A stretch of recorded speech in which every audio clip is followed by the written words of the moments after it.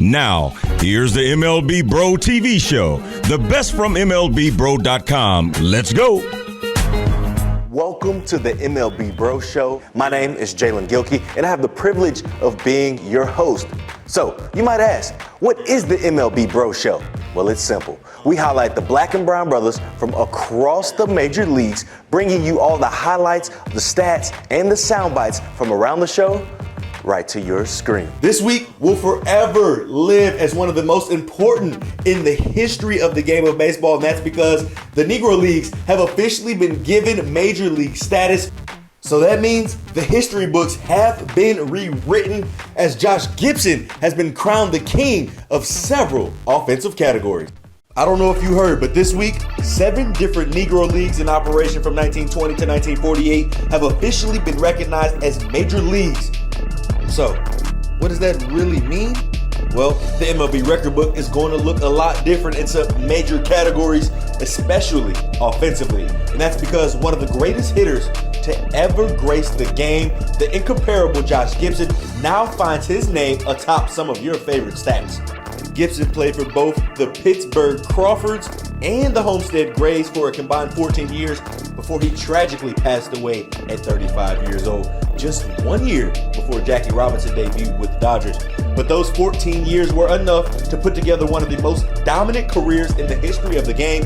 And with the new addition of the Negro League stats to the MLB record books, Gibson is now the all-time leader in batting average, finishing his career hitting .372, passing Ty Cobb. He's also the all-time single-season batting champ, posting a .466 average in 1943.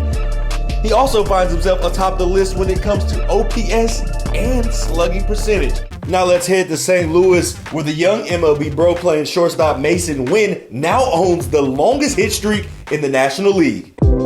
Mason Wynn keeps on winning. The St. Louis Cardinals shortstop is killing it at the plate. Wynn is on an 18-game hitting streak, batting .368. Wynn's hitting streak is the second longest by any rookie in Cardinals history, and it is the longest streak of his career. The franchise record belongs to Joe McQueen, who put together a 25-game hitting streak in 1999. Wynn currently holds the longest hitting streak in the National League and is second in the entire league, only to Anthony Volpe with 21 games. In the Bronx, the bro-bashing combo of Giancarlo Stanton and Aaron Judge are mashing baseballs to the moon, and our guy, Chris Bowden, breaks down just how important this duo is to the Yankees' success. The New York Yankees are currently on a tear as they sit atop the AL East. Stars Aaron Judge and Giancarlo Stanton have been mashing bombs left and right this season, which is why I believe it's fair to say the two are the most powerful duo in baseball. The numbers don't lie. Judge is tied for second in the majors for home runs with 17. And slightly below Judge sits Stanton, tied for 7th with 13 bombs. The two combined have more homers than the duo of Jose Ramirez and Josh Naylor in Cleveland, or Adolis Garcia and Corey Seager in Texas. Judge is closing in on 300 career home runs. He now sits at 274 and has a 62 home run season under his belt. Meanwhile, Stanton has 415 career bombs, an MVP, and 2 Silver Slugger awards. Now it's time for What's Poppin' as we make our way out to the Bay, where Jordan Wicks is having his way with batters as he dominates for the San Francisco Giants. Michael Matthew has more. When you think about the name Jordan, you only think about greatness.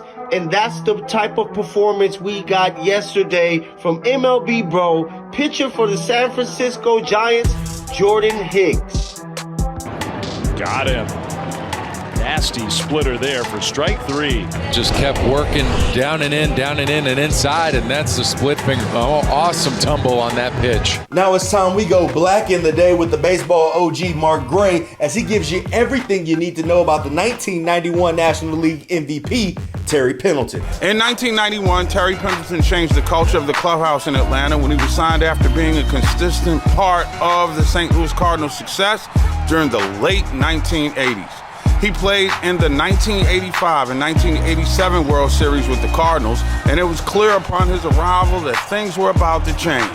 After an unfathomable $2 million a year contract at the time, Pendleton ignited a Braves run from worst to first as they clipped the Dodgers to win the National League West for the first time in 10 years. And our last stop takes us out to Anaheim, where MLBbro manager Ron Washington has a staff full of brothers, including first base coach Ryan Goins.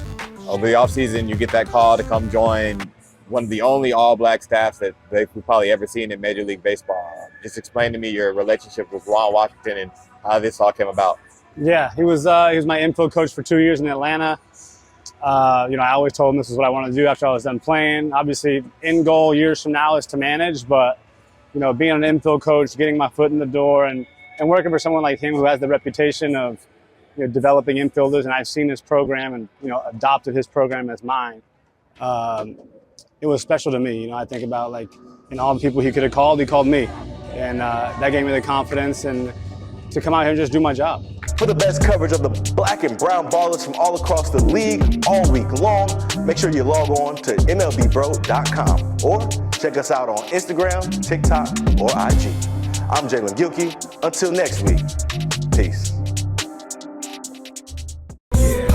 It's sponsored by MLBbro, because you need to know.